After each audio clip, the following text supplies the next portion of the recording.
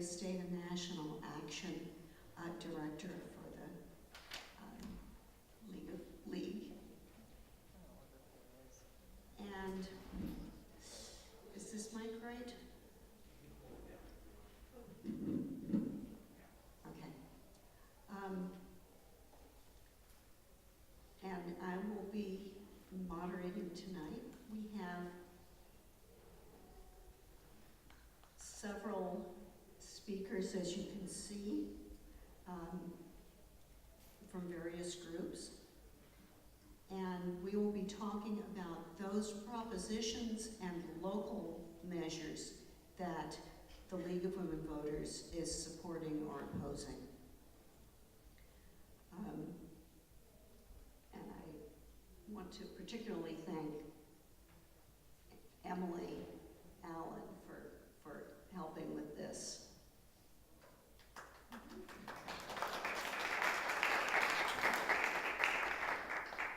And Emily will also be one of our speakers. Speakers are Mary Rose, who will be talking about measures G and H on county redistricting. Emily will talk about, well, you know what, I think I'm going to just introduce everybody at the beginning of their speech. But I'm going to talk quickly about some of the local ballot measures. And you'll see on the flyer on your seats that we are supporting 2 City of Santa Barbara measures and 1 from the City of Carpinteria. And I'll describe them very briefly and why we're supporting them. The City of Santa Barbara, as you may know, has switched from all the council members being elected at large to all of the council members being elected from districts, except that the mayor is elected at large. And you'll recall that when the mayor was elected as mayor, this left a seat vacant in her district, but the city charter said that it wasn't prepared for that, obviously. You know, it just said the next person who got the next highest number of votes would become, would be considered elected to the council. But that couldn't happen because it has to be somebody from the same district. And so they had to have a special election. And the question was whether they were going to appoint somebody in the interim or not. And this was really quite problematic. So they have figured out a way to solve that uncertainty and the expense of having a special election at a special time. And so that is Measure C.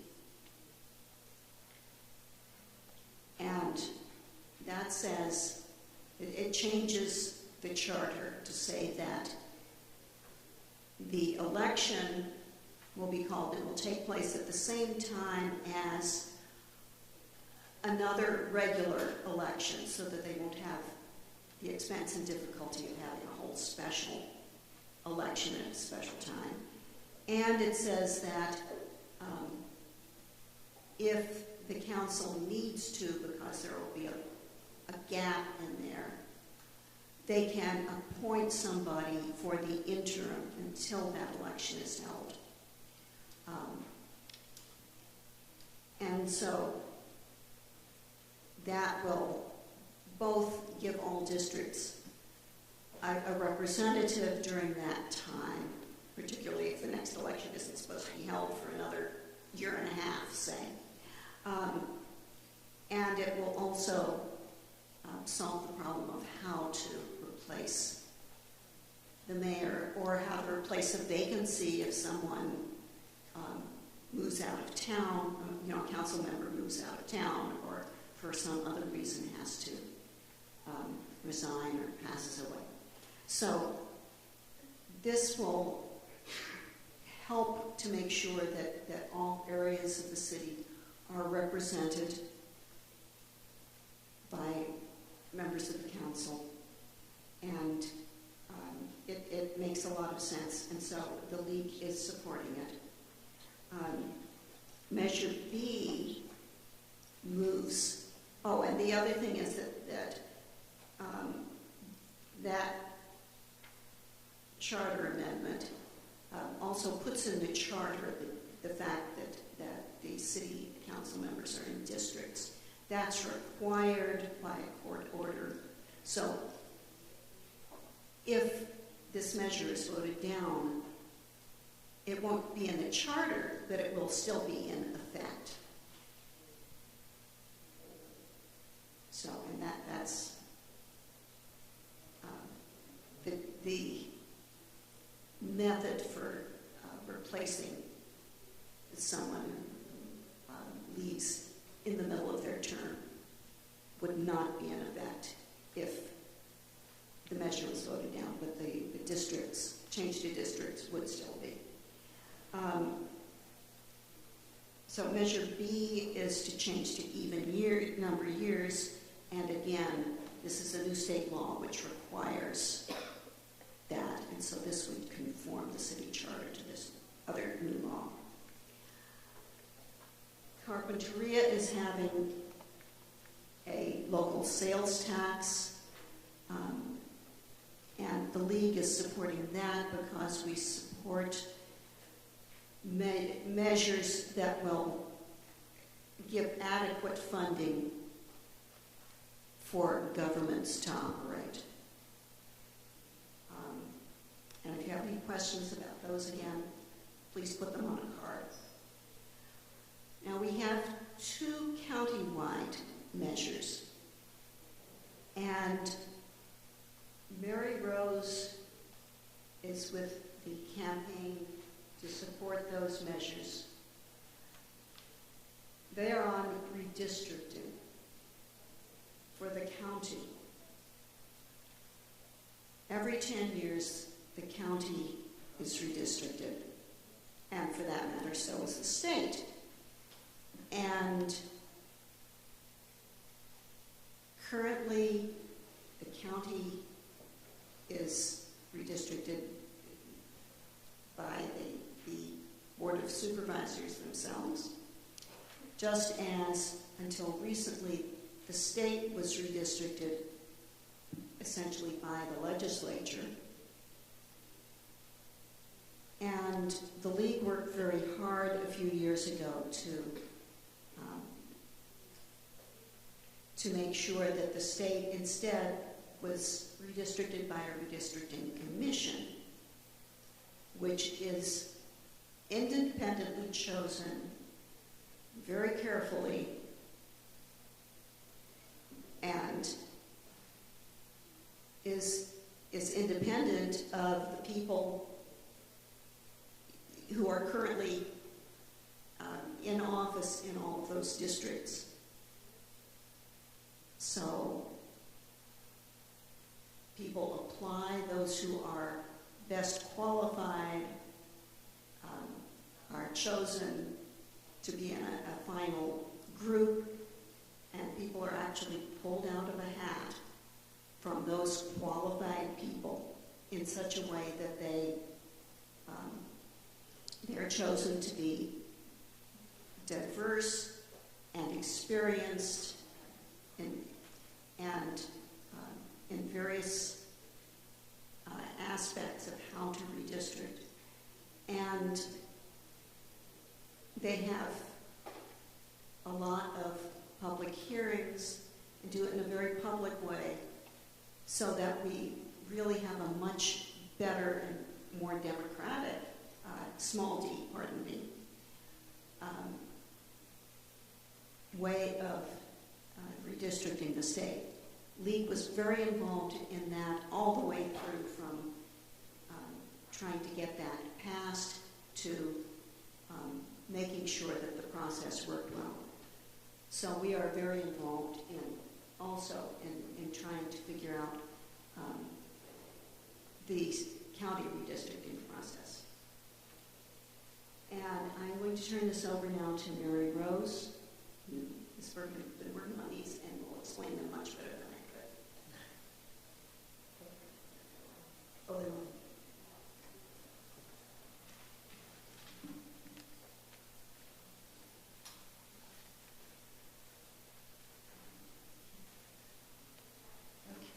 So, the League of Women Voters of Santa Barbara and of the Santa Maria branch strongly have endorsed Yes on Measure G to establish the You Draw the Lines County of Santa Barbara Independent Redistricting Commission. As Linda pointed out, every 10 years following the federal census, voting districts are rebalanced and redrawn to reflect changes in demographics and maintain one person, one vote within the districts. So the League has long supported the establishment of truly independent redistricting commissions with membership that reflects the diversity of the area being drawn, and they played, as Linda pointed out, they played a leadership role in establishing the California statewide redistricting commission, which is now being used as a model in many other states. This is a trend around the country to establish these redistricting commissions, and California led the way. The League feels strongly that every redistricting process should include full disclosure throughout the process and public hearings on the plan. In addition, the League states that redistricting at all levels of government must be accomplished in an open, unbiased manner with citizen participation and access to all levels and steps within the process. Measure G does just this. Measure G was developed by the Board of Supervisors in an open public process. There were public hearings on the proposed ordinance, and many organizations, including the League of Women Voters and CAUSE, and many concerned residents offered suggestions to improve the draft ordinance, and changes were made. And so the ordinance was unanimously supported by the Board of Supervisors at a subsequent hearing. Measure G will create an 11-member independent commission modeled after the successful state redistricting commission, and it's also modeled after commissions that have been established in San Diego and Los Angeles counties. The county commission will be comprised of 2 volunteers from each supervisorial district and 1 member at large, so we get to the 11. People with financial or political conflicts of interest will be removed from the pool of volunteers, and that includes people who over the last 8 years have run for county supervisor, worked for a county supervisor, or a political party, or donated significant dollars to a county office, or controlled a donation more than $500. And that list, that pool of applicants, is to be screened by the registrar of voters for bias. The list would be available for 30 days so people could review it and comment. The registrar then creates a pool consisting of 45 people, 9 from each supervisorial district, so that they could, of individuals. This is the way the other 2 redistricting commissions, LA has a much bigger pool. We weren't sure we could get there with Santa Barbara volunteers, but they also both have a process for screening candidates for bias. And they also look to candidates to rise to the top of the pool with analytical skills that are relevant to the redistricting process and voting rights, and an ability to comprehend and apply the applicable state and federal legal requirements, and some type of a demonstrated ability to be impartial, and some experience, hopefully, that demonstrates an appreciation of the diverse demographics of the county.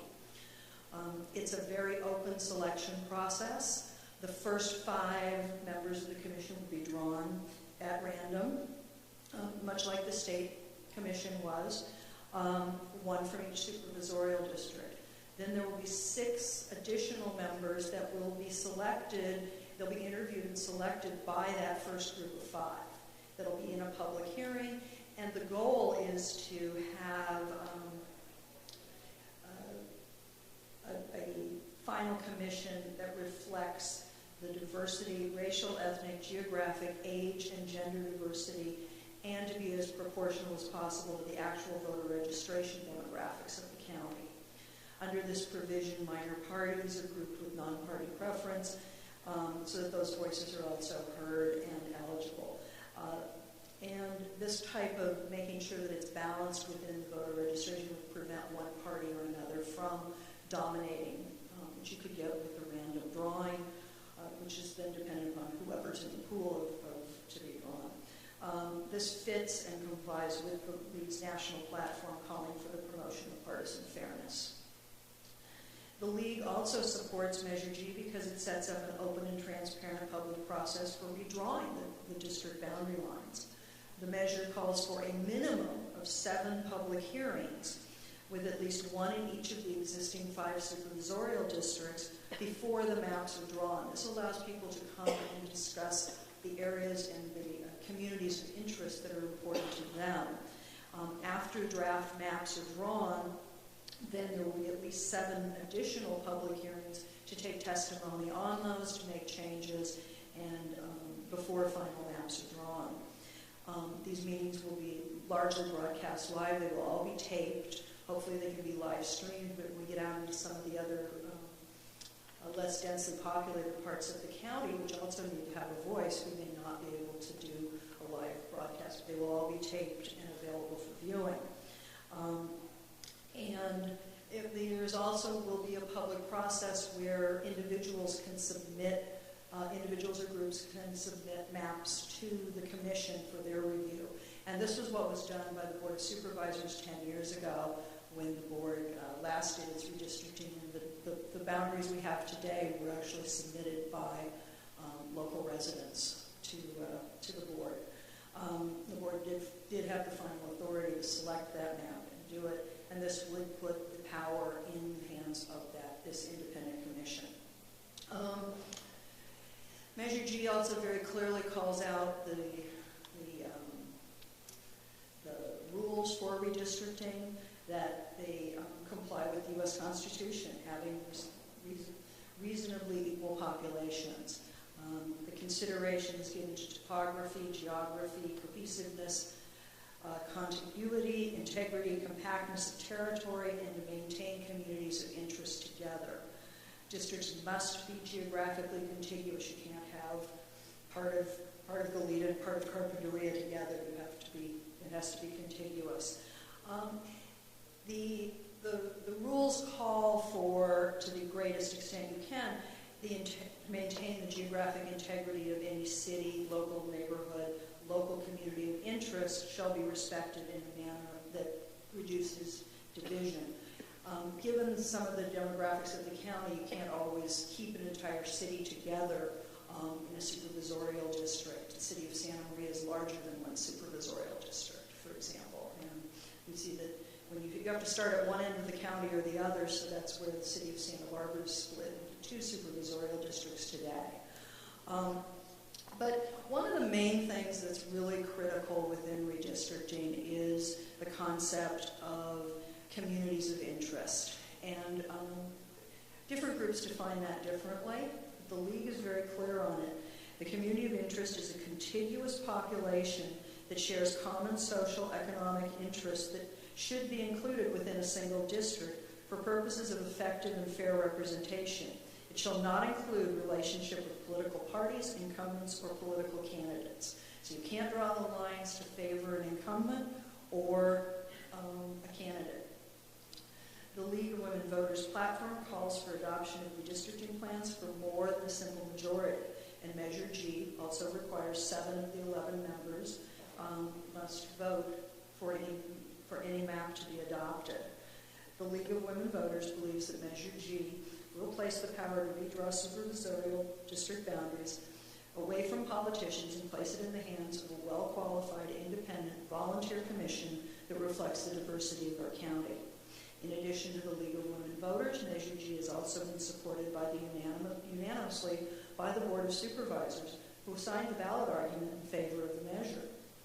It's been supported by both the Democratic and Republican parties.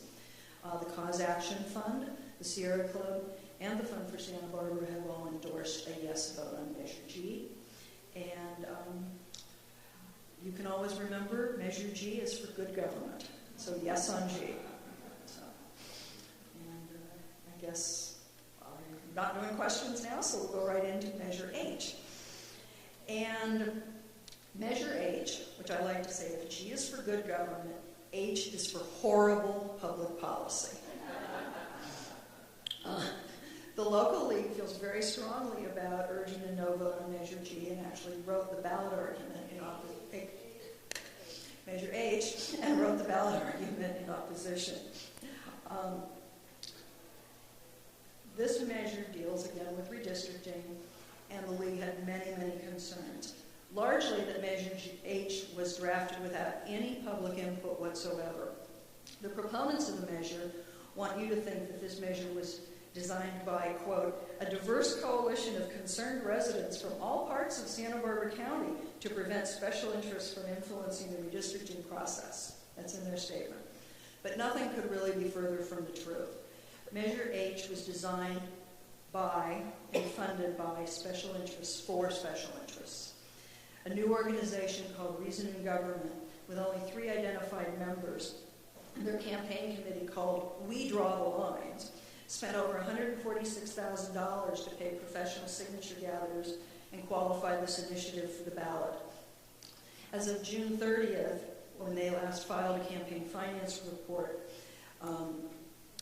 their donor list read like a who's who of the oil and North County's development interests. They received $46,000 from the California Independent Petroleum Association Political Action Committee to fund this signature gathering. 95% of the contributions to this effort came from large North County landowners, oil and development interests, or the Sacramento Oil Lobby.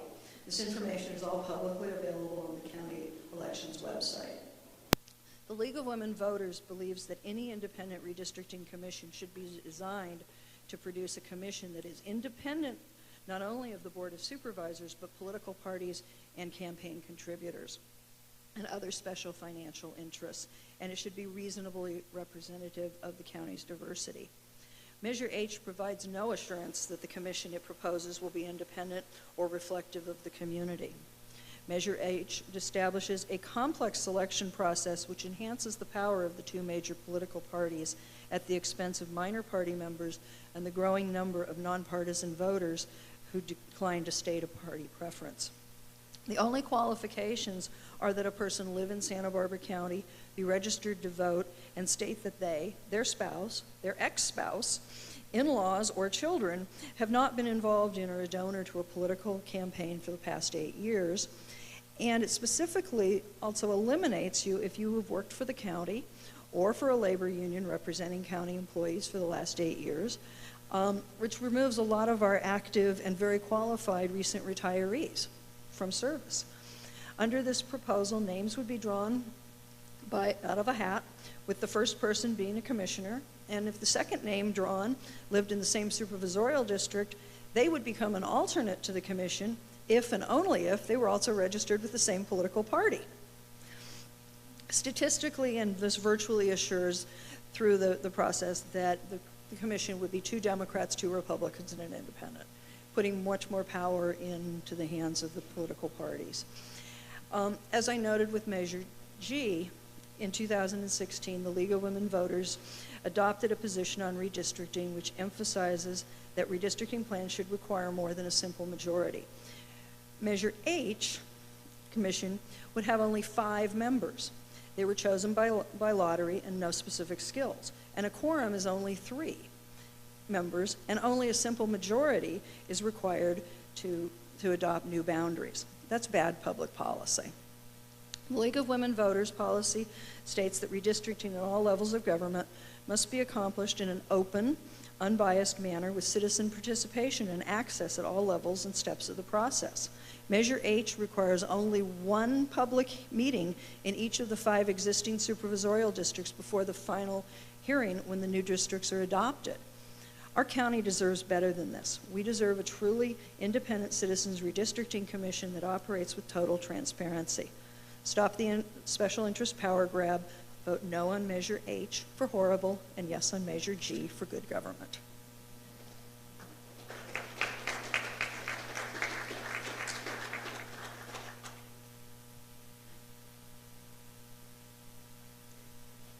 Thank you, Mary. And remember, if you have questions, just please write them on the cards. We have somebody who's could be collecting the cards right now.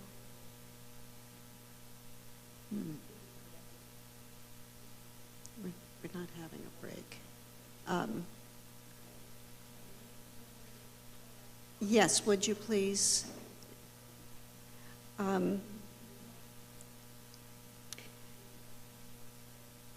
Now we'll begin with the state propositions. As you can see on the flyer on your seats, League is supporting or opposing 7 out of the 11 propositions, and we're only going to discuss the ones that we are either supporting or opposing today. We're going to start with propositions 1 and 2, which are both bond measures that deal with housing. And to speak on those, we will have Emily Allen, who is with Home for Good project of the North County United Way, and she's also the co-chair of our league's Social Policy Committee. Emily.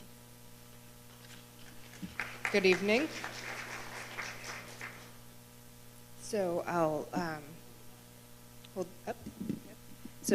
I'll start by talking about Proposition 1. This is the Veterans and Affordable Housing Bond.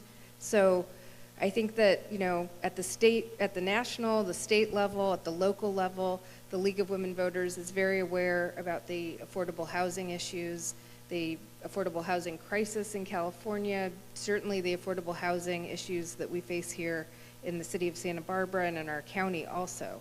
So, the state's extreme shortage of affordable housing has life and death consequences, especially for people who are very low income. And our own policies around affordable housing specifically address affordable housing for low and moderate income folks.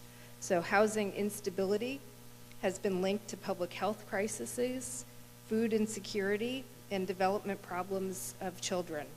Prop 1 will build and preserve affordable housing, including supportive housing for people, for veterans, working families, and people with disabilities. So California, as we all, I think, also are aware, is experiencing a real homeless crisis. That's what I work on, and I'll talk a little bit more about that, especially as we get into Prop 2. And many people are struggling to find a safe place to call home. So this bond would authorize $4 billion in general obligation bonds to be used for supporting these affordable housing programs. It would also leverage federal dollars for construction of new housing. So I think that, as Linda addressed before, adequate funding is something that the League looks at, and this particular bond addresses a particular issue area that we focus on. So the League is supporting yes on Proposition 1. So now Proposition 2, and as Linda mentioned, I work with the United Way on the Home for Good initiative, and I work all day on looking for solutions to our homeless crisis. particularly here in Santa Barbara County. So what we really recognize as the long-term solution to the homeless crisis is supportive housing. And we can look at our state numbers. A quarter of the nation's homeless reside in California. That's over 130,000 people. A significant percentage of people experiencing homelessness suffer from mental illness. So Proposition 2 would allow unspent money from the Mental Health Service Act, Prop 63, that the voters approved years ago, to be used to address this problem. So if passed, this unspent money from Prop 63 would be used to provide permanent supportive housing for people who need mental health services and are either currently homeless or at risk of becoming homeless. So right now, you've been hearing a lot about California using funds for what's called the Homeless Emergency Aid funding. So that will allow us to invest funds into more short-term solutions, which is great. You know, over the next 2 years, Santa Barbara County will receive about $10 million to respond to homelessness with outreach, with rapid rehousing programs. But what's really needed to see a decrease in homelessness is supportive housing. And so this measure would create that funding stream for supportive housing. So I think that is good, and I will.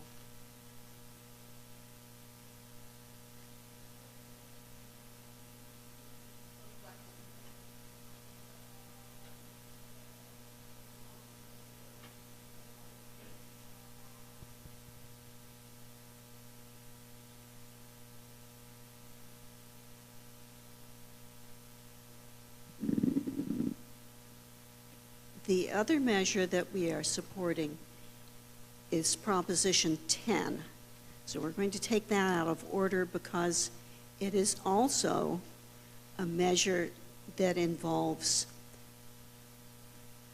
methods to try to solve the housing crisis. And I want to recognize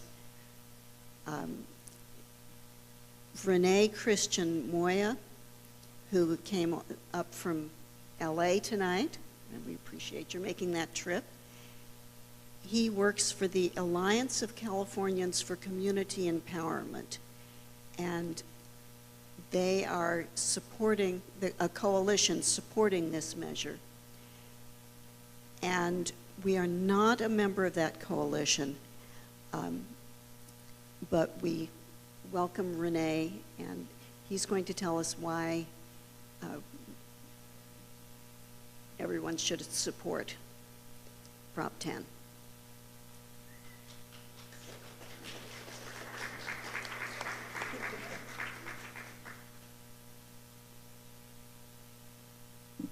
Hi, everyone. That's a little better. My name is Renee Moya. Again, I work for the Alliance of Californians for Community Empowerment, or ACE. I'm also a member of the LA Tenants Union, a grassroots tenants' rights organization based out of LA. And I want to talk to you a little bit about Prop 10. I'm actually pretty happy that we've been discussing the housing crisis here today, but I do want to maybe add a little bit more context at what we're actually looking at in the state of California. I'd argue that we're not just looking at an affordability crisis, we're also looking at an eviction crisis. And that has to do with the fact that tenants don't have the protections that they need to be able to stay in their home, right? So again, we've mentioned the fact that about a quarter of the homeless population in the state of, in the country, I should say, reside here in the state of California. One fact that a lot of people don't realize, however, is that the poverty rate in California, once we factor in the cost of housing, is the highest in the country as well. So there is, I would argue, a link between one thing and the other, right? What are some other facts that I'd like to share with you, though? Again, there are about 6 million renter households. Over a quarter of those renter households in California spend upwards of 50% of their income on rent. Now, mind you, that's households. The average household has 2.9 people, so there are millions of Californians whose income is, sucked out by the exorbitant cost of rents they need to pay, right? Now, most measures that the Housing Authority, or actually HUD, at the federal level, argue we should be paying a maximum level of about 30% of our income on housing costs. So a good proportion, over a quarter again, of households in California who rent are spending about half of their income or more on their rent, right? So it's fairly high. I'd also like to draw a very quick link, though, between homelessness and these rent increases. A study last year showed that every 5% increase in rent costs in the city of Los Angeles ended up throwing another 2,000 people out onto the streets of Los Angeles to become homeless. And so when a lot of Angelinos, for example, ask themselves, why are there about 60,000 people out on the streets? The response should be, it's because they used to have housing in this great city, or in Los Angeles at least, but they ended up losing their homes because of the exorbitant cost of living. A couple of other things I'd like to mention. In Oakland, for example, something like 30% of the African American population of the city has been forced out in the last 10 years. A statistic that I actually saw fairly recently from Cause actually showed that something like 24%, if I'm not mistaken, of the Latino population of Santa Barbara has left over the last 10 years, again, as a result of the high cost of living. We're seeing that across the board in all of our major cities, including, for sure, Los Angeles, where the African American population of the city has dropped by about 150,000 people in the last 10 to 15 years. Why Prop 10, right? Proposition 10 just does one thing. It restores the ability of local communities, of cities and counties, to be able to implement limits on rent increases depending on the conditions of their local housing market, right? It does this by repealing a statewide bill or statewide law that was enacted in 1995. It barely squeaked through the state legislature by one vote, and it was signed into law by Governor Pete Wilson at the time. What did it do? Costa-Hawkins basically implemented 3 severe limitations on the form of rent control or rent stabilization that cities could implement. Number 1, it said that single-family homes, if they are being rented out, cannot be brought under any rent stabilization ordinance. It said that any building that was built after 1995 could not be brought under rent stabilization, and in those cities that already had rent stabilization, it would be frozen in the year that that measure was passed. As an example, the rent stabilization ordinance in Los Angeles was passed in 1978. That means that in our city, we cannot actually move the date under which units can fall under rent control past that date.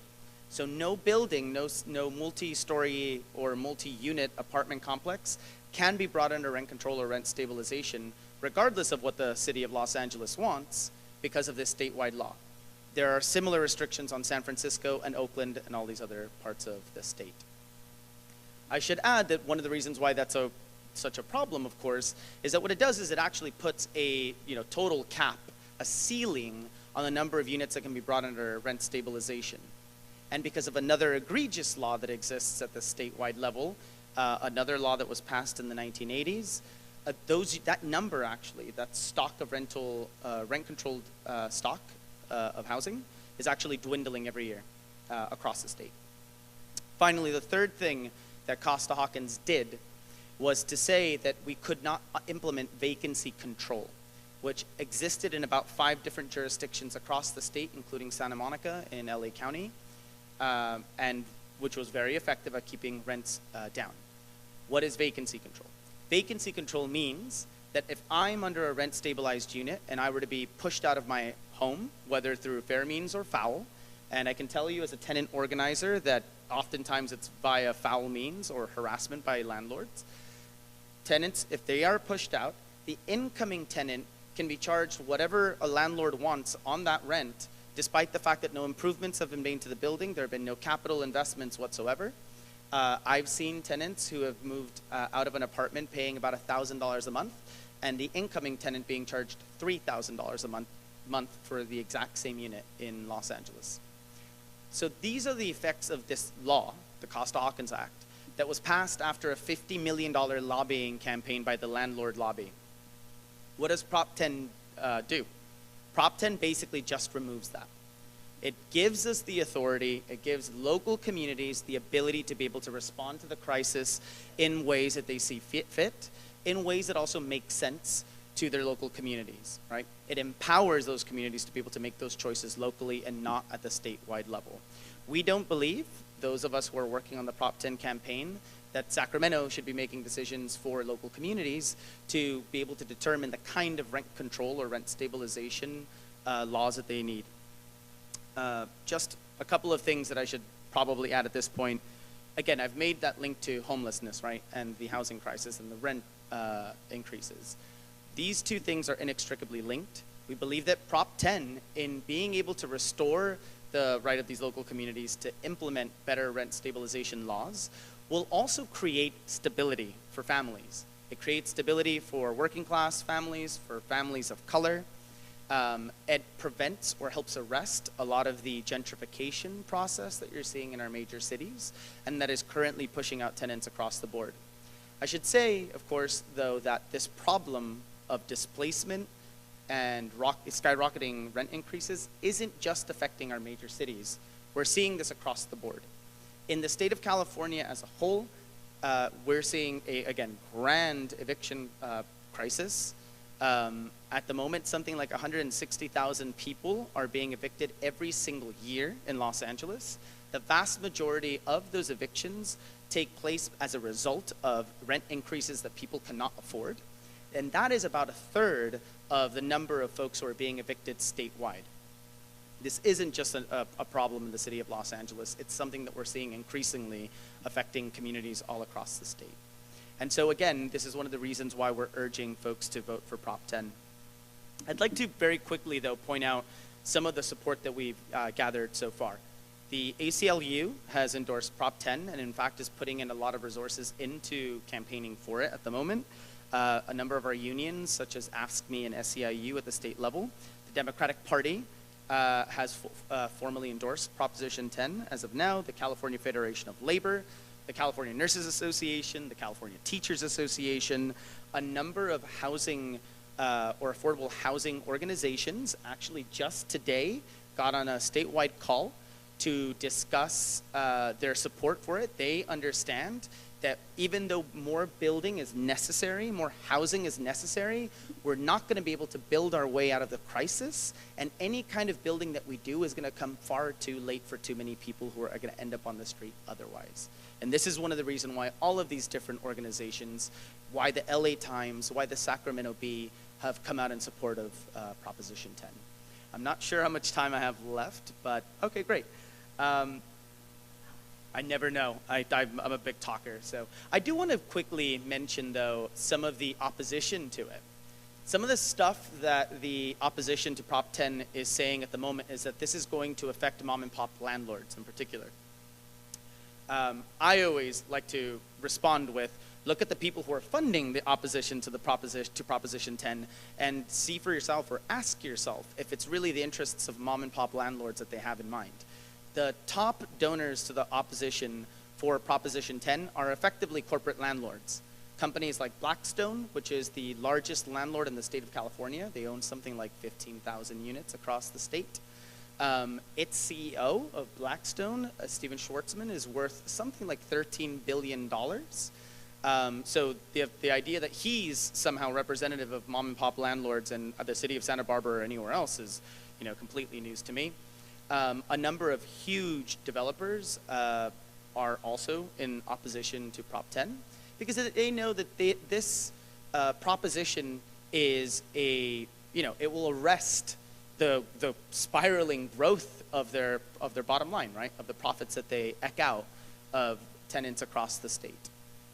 I should also say that the rise of corporate landlords in California, and not just in California, is something that's deeply deleterious to people who are trying to buy homes for the first time, or even mom and pop landlords when they are trying to compete and buy more units on the market. Now, why? Because corporate landlords understand that they it won't be covered under rent control in many of these jurisdictions where you're seeing an influx of capital into housing. What can they do? They're able to outbid a lot of first-time buyers on the market for single-family homes because it's in their interests. They know if they can snap up a single-family home in Los Angeles that they're going to be able to charge, $3,000 or $4,000 worth of rent, and they know that they can also afford to buy these homes cash in ways that the vast majority of first-time buyers cannot. That is a completely different situation to what your traditional mom-and-pop landlord, encounters when they are coming onto the market. We should also say that the corporate landlords who are opposing Prop 10 are also people who evict at far higher rates than smaller or mom-and-pop landlords. One of the big corporate landlords, for example, evicts at something like I forget what it was, I think it's like 2 to 3 times higher rate than mom-and-pop landlords. So these folks, these corporate landlords, are not necessarily too interested either in keeping our communities safe, keeping them stable, keeping our families off the streets, or they don't really care much, I would say, for the interests of these smaller landlords that they say that they're actually advocating for. And it's a reason why, whereas they have a lot of these big interests behind them, we have over 300 organizations in the state of California who are supporting us. I guess I'm going to stop there. I've given a lot of information. I could have given much more, but I will be very happy to answer some questions during the Q&A. Thank you very much.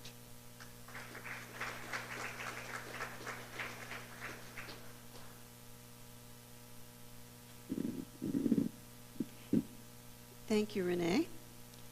And I have a couple of quick comments about League's position on Prop 10. We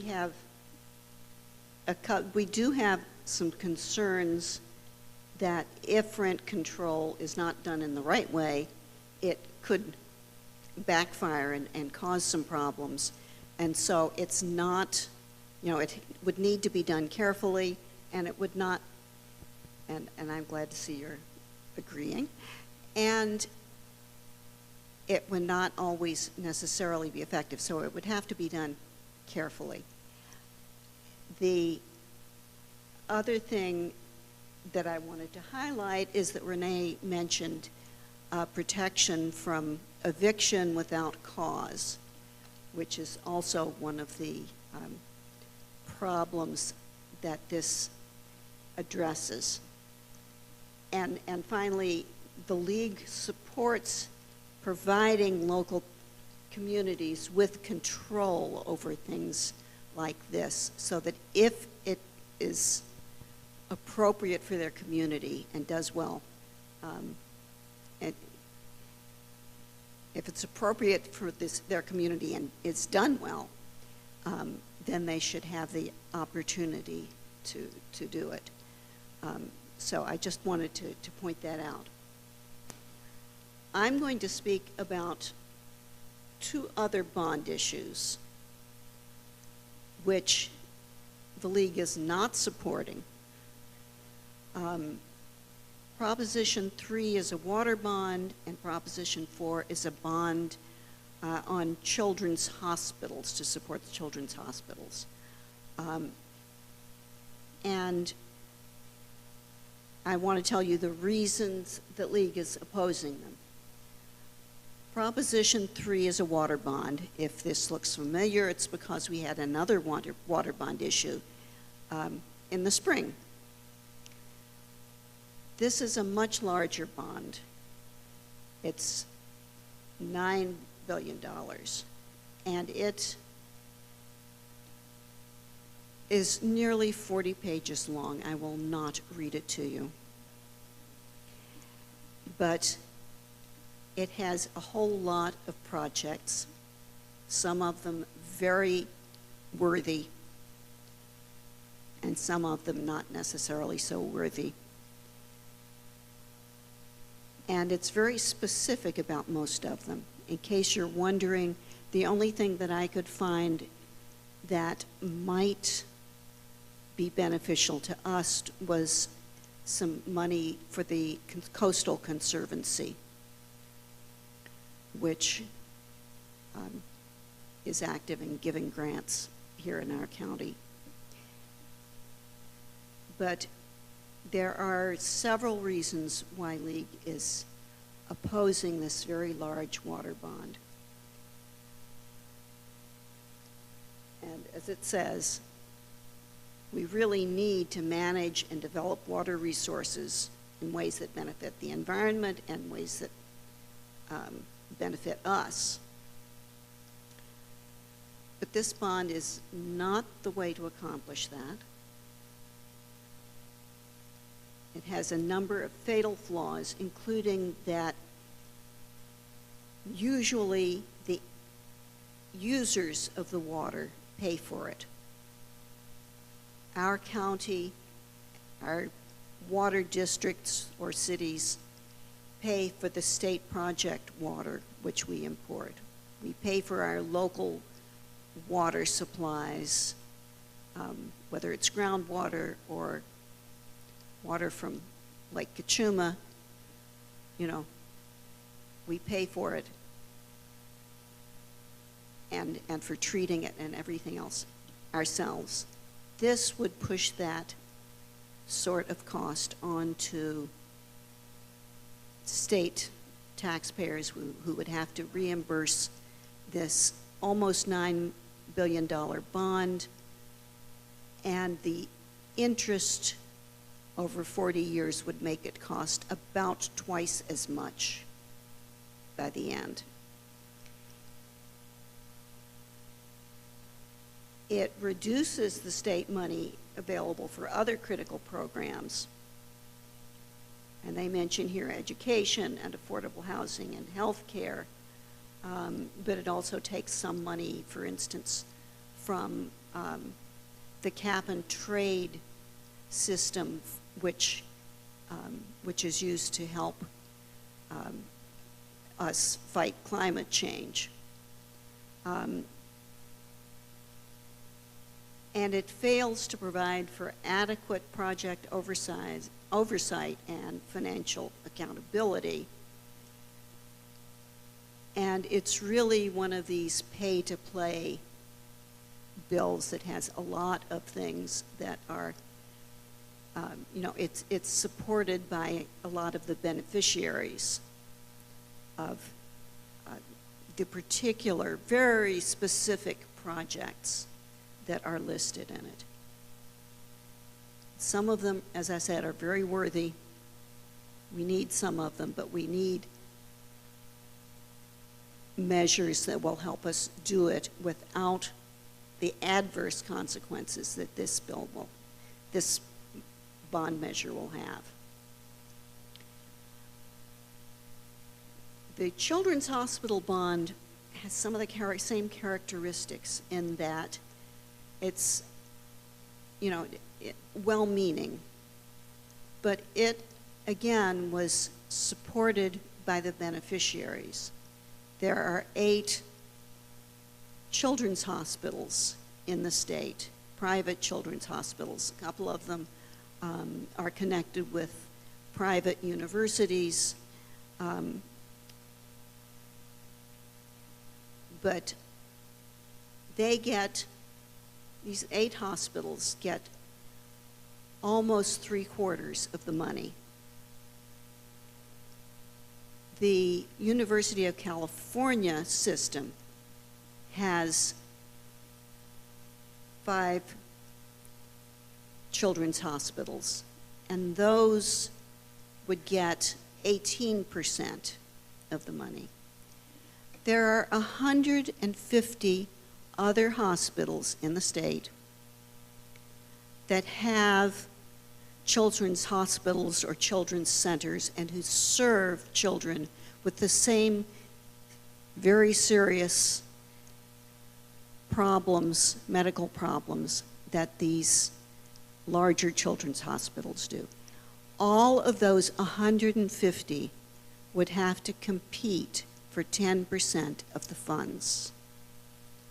One of those 150 hospitals is Cottage Hospital, which you know now has something, a division that's called the Children's Hospital and the Children's Center.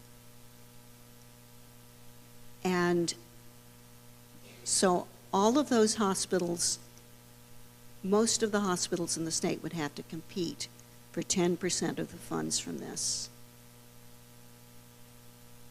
And these 8 hospitals have been using bond measures paid for by the taxpayers. They are nonprofit, but they're private. They've been using the taxpayers to fund their construction and improvement and equipment. This is the 3rd one. And each of them paid $1.33 million to get this put on the ballot. So this is really not the best way for them to be getting their money. They are private nonprofits. The private nonprofit here, hospital here, as you know, gets a lot of money. They've just made some major construction. They got their money the way most charities do, by asking for donations. That's the kind of thing that these hospitals could do as well. And Lee believes that what we really need to spend state money on, if we're going to, is major improvements in healthcare all over the state, and not just for a few hospitals. So that is propositions 3 and 4. And now we will go ahead to proposition 5. And that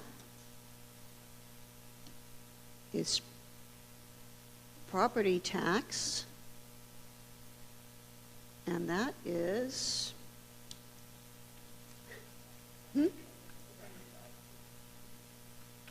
oh, the slides are here too. Wonderful. That is cause.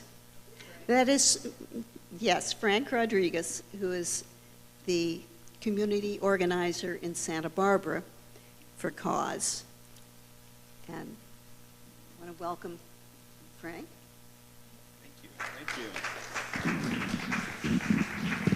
We good, Gary? All right. Good evening, everybody. How we doing? We good?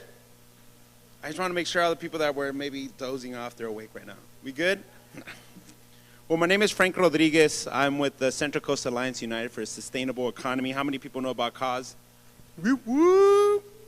And I'm glad that I'm going after Prop 10, right? Because Prop 10, we're talking about community organizing, putting the voice of people that are facing these evictions, facing homelessness, facing this housing crisis that is a real reality, and putting something on the ballot. So we're proud to be in unity with ACE and also with Housing Now, a group of a collaboration between labor, between community organizations, and community power, and really uplifting the voice of those people that are facing those evictions and those issues. And we actually just had 5 of our leaders that went in front of City Hall today to talk about the eviction. the decrease of 24% of our population, and had one of our leaders on the phone who got evicted from Voluntario Apartments over Punta Gorda and Voluntario, as they were calling us from Las Vegas, as they're moving back over there because they couldn't deal with a rent increase from $1,650 to $2,200. So going from that, let's look at the other side. Why the League, ourselves, and many others are voting no on Proposition 5.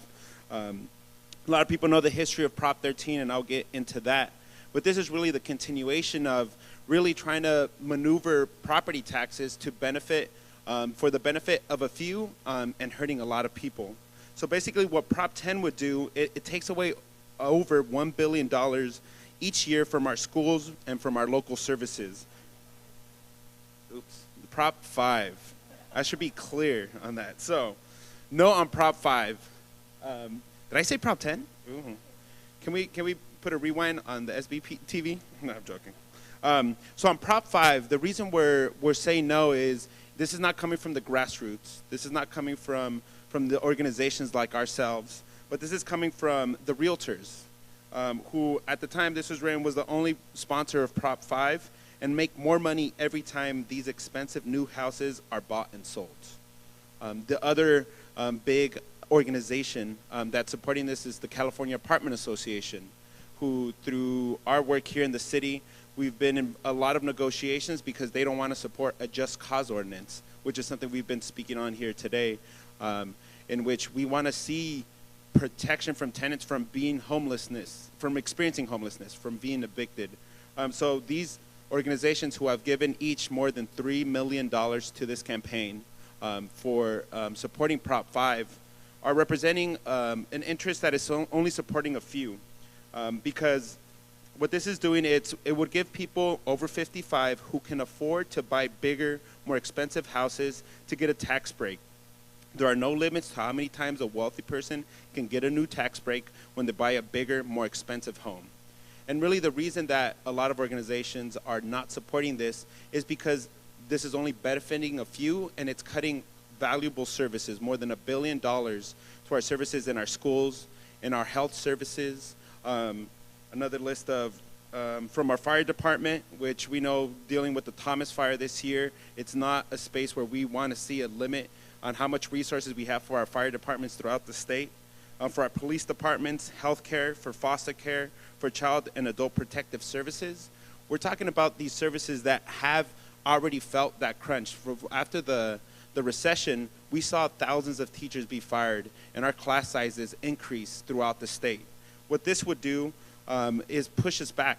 We already fought forward with Proposition 30 in 2012 and with Proposition 55 in 2016 that brought money, millions of dollars into these resources, these services, in order to make sure that we don't have to be fighting back when we were in times like the recession. We want to make sure that we have an education program like we did back in the day that makes sure we have intelligent humans going through our school systems and making sure people can strive and survive here in our state.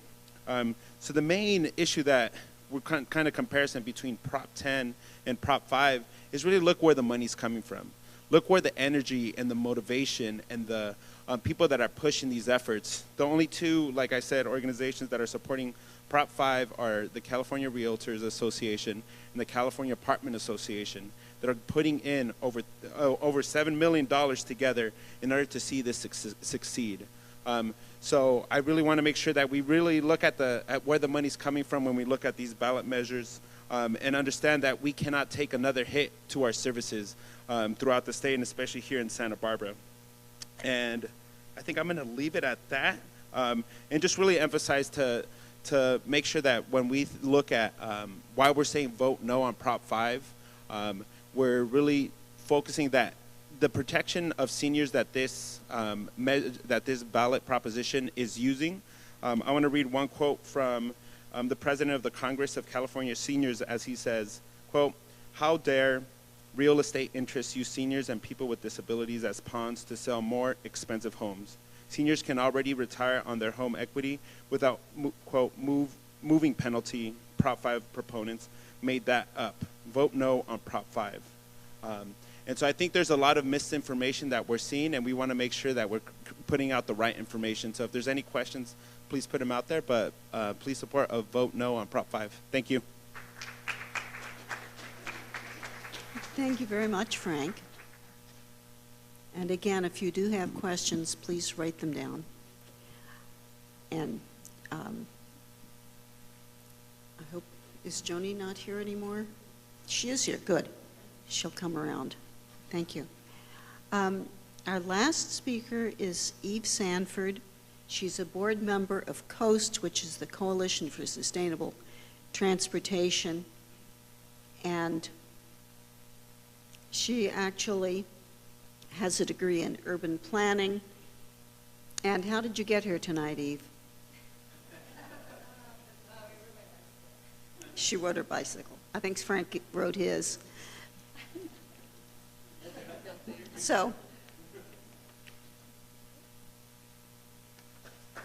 Thank you.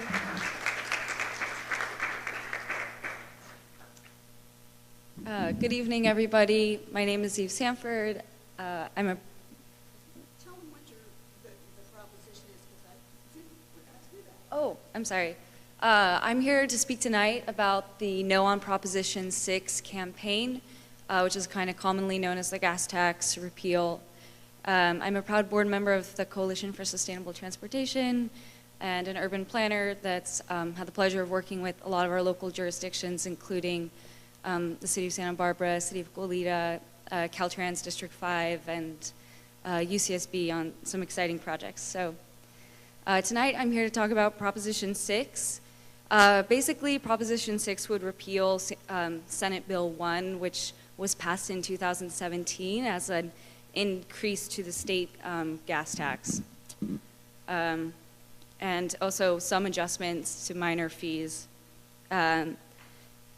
So the state gas tax increase that passed in 2017 took, actually, it was really the first increase to the gas tax or adjustment to it in 23 years. So it was sort of a somewhat painful but very long overdue sort of modernization of gas tax to sort of bring it into the 21st century and meet our modern day transportation needs. And it was really, it took years of sort of labor between, it was a labor of love between all these different stakeholders, including state policymakers, labor representatives, cities big and small, people in freight, and biking and walking advocates, which is really where I got my introduction to sort of the whole effort. And so yeah, the group of people who really passed SB 1 in 2017, modernizing the gas tax, it was a pretty diverse group of stakeholders that don't usually work together. I don't usually find myself like, you know, necessarily on board with like someone who's trying to widen freeways or you know, increase capacity a ton. Not that I don't see the need for it, but I guess what I'm trying to say is like the group of stakeholders was pretty diverse, and the group of people on the No on Prop 6 campaign has grown even broader. Proposition 6 would repeal the gas tax. Currently, what the gas tax increase has done has increased the revenue state funding for road and transportation work $5 billion annually. So that sounds like a lot, and it is definitely making a huge difference at the state level and in cities all over California. But currently, our need to meet just like basic transportation needs in the state is actually somewhere more around $130 billion, so over 10 years. So this sort of $5 billion annual revenue from SB 1 that we're seeing is sort of just you know, bringing us part way to the finish line of what we really need. And we're using this money already, and you see it going towards, I mean, largely towards road repaving and bringing roads just up to basic levels of maintenance. And I could really go into a lot of detail about road repair, but it's just important to know that jurisdictions throughout the state of California, Santa Barbara included, have had a lot of trouble in recent years just keeping roads repaved at a basic level. And the challenge with that is that the more we fall behind on it, the more costly it becomes to repair roads. You end up having to completely go in and rip roads out and repair them, and it totally disrupts neighborhoods. So SB 1 really complements Measure C, which passed last November in the city of Santa Barbara, which was sort of the city saying, we're gonna meet the state and really repair roads in the city of Santa Barbara. It also SB 1 goes a long way to fixing bridges that are past their best by date. So bridges throughout the state of California are pretty much in a pretty big state of disrepair. And one of the supporters of the No on Prop 6 campaign is the American Society of Civil Engineers. And so they put out an annual report, and pretty much like bridges in Santa Barbara, it's a pretty dismal state. SB 1, the gas tax, is also modernizing public transit, doing lots of good stuff locally here with MTD and with the new commuter rail line, which I hope everyone here has a chance to take. It's really awesome, but it's added a new trip coming from Ventura all the way to Goleta, stopping in Carpinteria and Santa Barbara, and then another trip back. And it actually, for a long time, there's been a challenge with taking Amtrak for commuters coming from Ventura to Santa Barbara because, you know, there just weren't, the timing just didn't work out. People ended up having weird gaps of time or just really not being able to use it for as a commuter coming into Santa Barbara every day. And so, so SB1 is funding that commuter retiming on the Amtrak service from Ventura to Santa Barbara. It also doubled the state funding for biking and walking projects.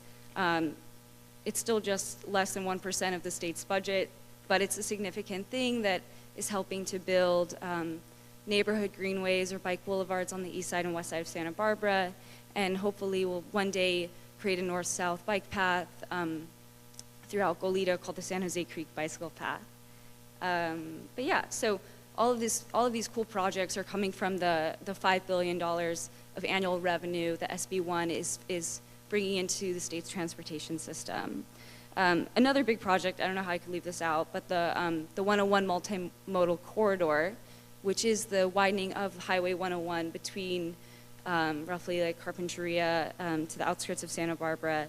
That project has, it's been a bit of a challenge over the years to secure enough funding for that corridor to be completed.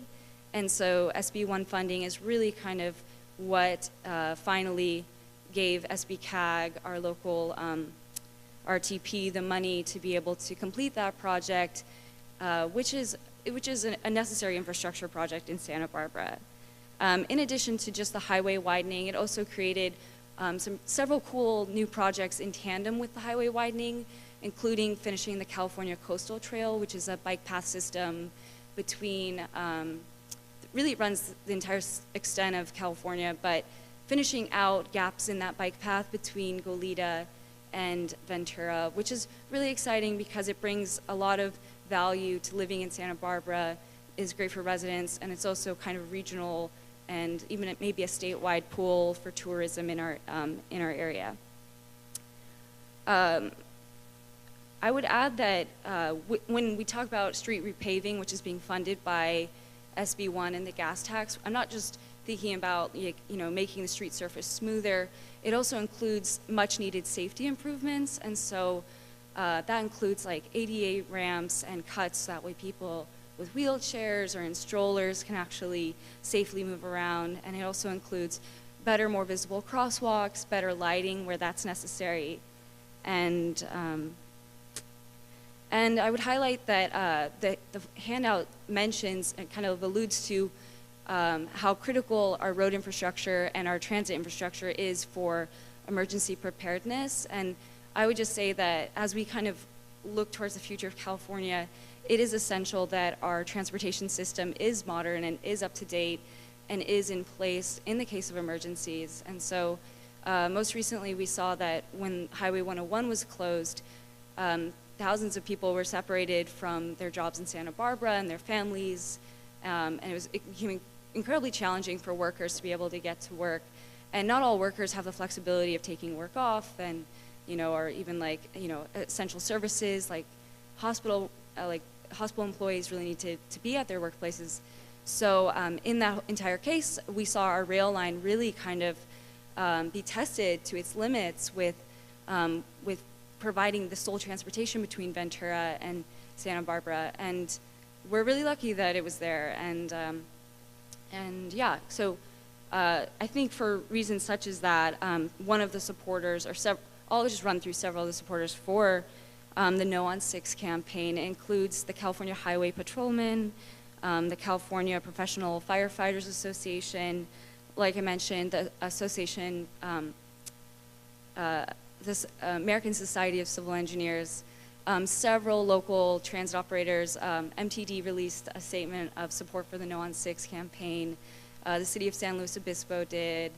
I could really go on and on, but it does bring together a pretty interesting array of stakeholders who all recognize that transportation is essential just for the well-being of a community. I don't know how I'm doing on time either, but I think I'm doing okay. Great, so I guess I should also mention that, that a large part of why this is even on the ballot is a sort of get out the vote tactic by conservatives in California. It kind of came about in a pretty interesting way, and I find it kind of challenging or frustrating because it does jeopardize something that's been worked, that so many people have collaborated and worked on, and that's so critical. Like transportation, it's incredibly critical.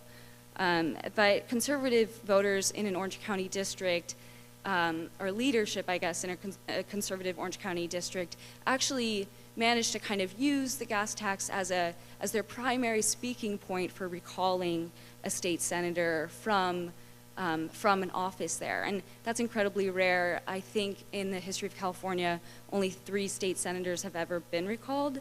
So it was really interesting. There's sort of a framing that where they were able to kind of say, oh, well, he supported this gas tax, and it's really it's really kind of going to make living here so much more expensive. And it's unfortunate, and it could maybe be a lesson in why we shouldn't postpone updating something for 23 years, because it does feel a little bit like maybe ripping the Band-Aid off. But the benefits of it are far vaster than, far more vast than just paying a little more at the pump. You know, we're really looking at funding infrastructure for the next generation of people who will be using our roads in California and taking trains. And, you know, hopefully one day I can take a train to LAX, you know, from Union Station, like, I don't know. In the meanwhile, I'm still using the Airbus. But yeah, so am I allowed to, that's not an endorsement, that's just personal preference. Yeah, so, I mean, in addition to that, the Yes on Proposition 6 campaign has been funded by a number of conservative candidates for the November election. And, you know, it does go to show that, you know, perhaps there is something that they see that they're getting out of it. But I really don't want to focus on that because, I don't know, I just don't. I really do want to focus on the fact that locally in Santa Barbara, this has funded our transit system, awesome service at MTD that I really don't want to see cut. I want to make sure that MTD can serve the people who need it the most and people who just want it as an option. And I want to make sure that our streets are safer and that they're smooth, whether I'm in my Honda Fit or my awesome 1987 Centurion bicycle. You know, like, I just think it's essential, and not just for me, but really for the whole community, that we vote no on Prop 6. It's funding vital stuff in Santa Barbara. And if you want to talk more about specific projects, please approach me afterwards, or any other questions. I'm happy to take them. Thanks.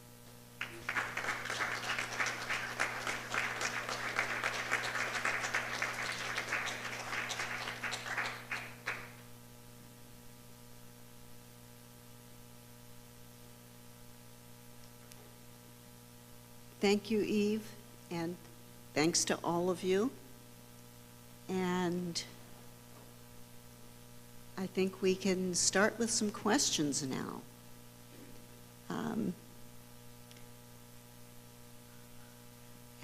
don't have too many. We'll ask these, and then if anybody has any that they just want to ask, if we have time, we can do that. We have some mics over there. There's one question about Prop 5, which is kind of a confusing proposition, I think, as well as the person who asked this question. What does Prop 5 do, and how does it work? Frank described the adverse effects, but I don't know what it provides for. So. Hello. Oh, hey, it works. So yes, I'm just realizing in my talking points I didn't describe what is exactly that Prop 5 is doing. The way that it's going to be really decreasing the amount of funds that go into our services is continuing what Prop 13 did back when it passed in the 1970s, which really froze property taxes to those levels and didn't allow them to increase. I think there was it couldn't increase more than 2% per year. And so those levels we're still seeing today. So those levels that we saw for property tax scale that we saw in the 1970s, we still see today, and that's what really led to a lot of the decrease in fundings that we had for our public education. So I don't know if people are familiar, a lot of progressives have had, have contended with Proposition 13 and want to see it off the books because it doesn't allow our property taxes to really stay up to scale to deal with the population that we're dealing with and to deal with the children that are within our schools. I mean, really, for Prop 13 back in that time, a lot of the rhetoric that was being used was that people were saying that their children were not the ones being affected because we saw a larger increase, especially of students of color that were coming in our schools. So Prop 13 was kind of a pushback where property owners saying, I don't want to be contributing my piece of the pie in order to help out what is an ecosystem, which is supporting our public education, which includes our universities and our K-12 systems. So what Prop 5 would do would allow somebody who had that property tax break from the 1970s to use it today when they would transfer from their home that they had bought back in the 1970s to a new home today. So this is not addressing the housing crisis at all, as a lot of the supporters are talking about, because the people that are really the ones that are dealing with paycheck to paycheck, seniors that are the ones that are trying to really survive, aren't the ones that are selling these homes to buy bigger, more expensive homes. And so that's why, and I could read from what it says here, it's low-income seniors and people with disabilities who live on fixed incomes are struggling to hold on to their housing, and Prop 5 does nothing to help them. So this is really a proposition that's being pushed by the Realtor Association and the California Apartment Association to help out individuals that have the ability to buy bigger homes. And so that's why a lot of people are against it, because this has no solution to our housing crisis, to our affordable housing crisis. And that's specifically what Prop 5 is doing. It's allowing people to continue to have those tax breaks when they're buying a new home. Thank you. All of the other questions basically have to do with Props 1 and 2. But join me, you guys. Join me. So, I think I'm going to start with the simplest ones first. Prop 2, how much money is left from the 2004 Act? Do you know?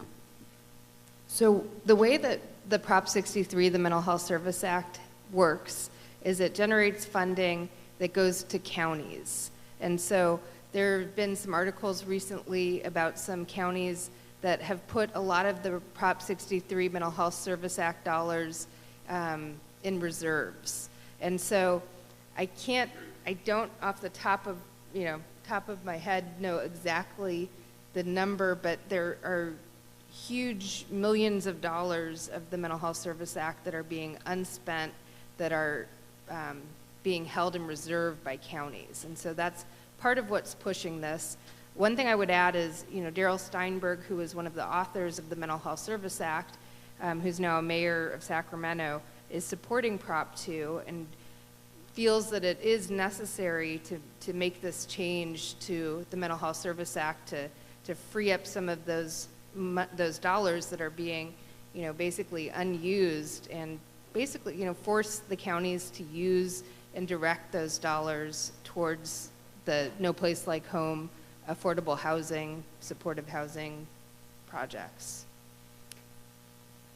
Here's another question by someone else who asks, why are these funds not being used? Santa Barbara has a dearth of services for the mentally ill, so why hasn't the unspent monies been spent to alleviate those problems first? So, part of it is that counties will put large amounts of this money into reserve because, when we think back to when we've had economic recession, the counties are hit very hard, and, their general fund dollars from the county sometimes go down. And so, they're trying to keep this money in case that happens.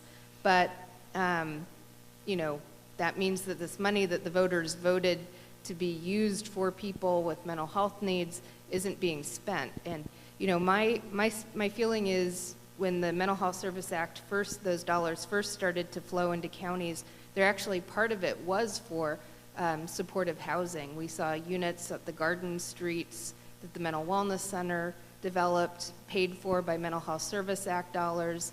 Some of the units at Pescadero Lofts and Isla Vista, which is supportive housing, were paid for with Mental Health Service Act dollars. The last few Mental Health Service Act dollars for affordable housing just has gone to the Depot Street in Santa Maria. The ground was just broken this week on that project. So it's been used very effectively in our community originally to build some supportive housing. So I would say, supportive housing has always been a part of the Mental Health Service Act. So, that's one reason I support it. The other reason is, mental health services themselves are very critical, and I agree with the person who wrote the question, and I think the League has a lot of policies around adequate funding for mental health services. There's a need for more funding for mental health services, but it's very hard for people to become healthy, to be well, if they don't have a safe place to be.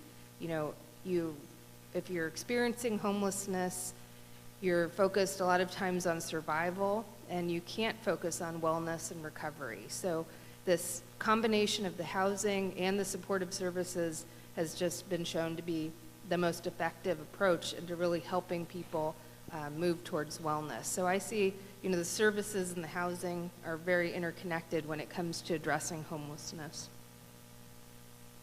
Thank you, Emily. And following up on this, lots of questions about these, but it shows that people are really interested. What is the definition of permanent supportive housing? And apparently that was in Prop 2, and in Prop 1 it was just supportive housing. So Prop 1 is the Veterans and Affordable Housing Bond, which is affordable housing and would, help people with disabilities certainly, but Prop 2 is very specific to permanent supportive housing. And permanent supportive housing is a model that's been used, not only in our country, beyond, but that really pairs the affordable housing. If it's permanent, that means typically with a subsidy, with supportive services on site. And so it can be at a project. You can see scattered site type models of permanent supportive housing also. But I can tell you that, we've just recently surveyed in our county through our coordinated entry system 1,020 people, and we know that 433 of those people need permanent supportive housing. We know that from the surveying that we've done. We also know that only a few units of permanent supportive housing turn over in any given month. So there's a great need for permanent supportive housing in our community. That's something that we've seen other communities that have been able to pass, local measures have been able to do. But the state money would really go a long way in helping Santa Barbara County develop more permanent supportive housing. Thank you. And we have one more question here.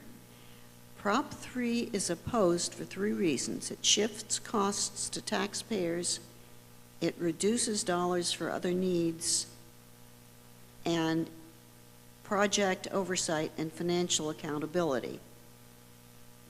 And the question is, how do Prop 1 and Prop 2 measure up to these criteria?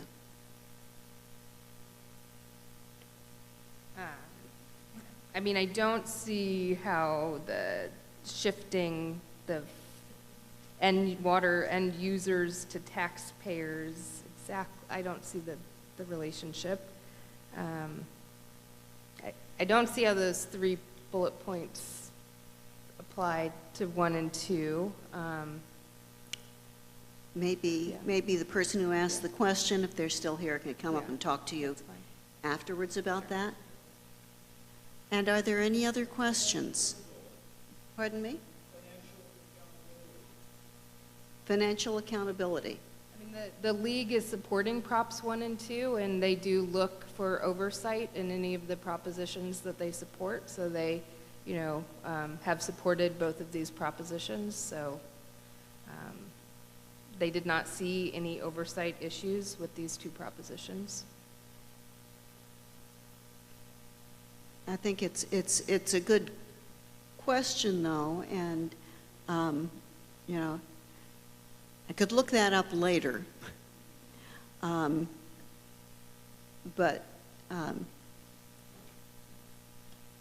But I suspect, as Emily said, that League did look for financial accountability in deciding about those two projects, or two bond measures. Are there any other questions that anybody would like to ask? One right there. If Measure G and Measure H didn't pass, I'm just saying one of them probably would. So what is the process like right now? That it would remain what it is right now? Oh, I think the question is if they don't pass, what happens? The process that exists right now is that the Board of Supervisors is the decision maker on redrawing the boundary lines. In the past, they've gone through a public review process where they've taken input, but that was a one-time program that they established. So it would remain just with the Board of Supervisors. Is there a necessary, I've got a question, is there a necessary amount of votes that one of these needs to get? 50% is the passage rate for G or H, and if one gets more than the other, that's the one that goes into effect. So, but it is a simple majority. It's a simple majority. Anyone else? If not, thank you all for coming.